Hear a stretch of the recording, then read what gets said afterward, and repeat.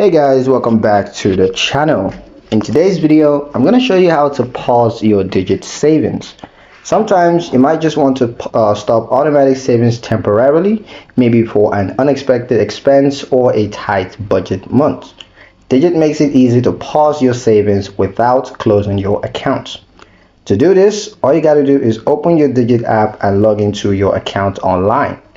Go to the settings or savings section and then find the option to pause savings. Just tap pause and confirm.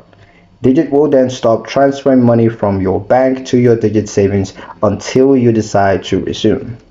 When you're ready, simply return and hit resume to start saving automatically once again.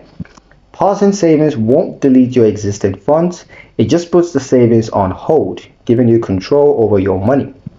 And that's how simple it is to pause your Digit savings. If you like this quick guide, don't forget to like and subscribe for more Digit tutorials. Thank you guys for watching, and I'll see you in the next one.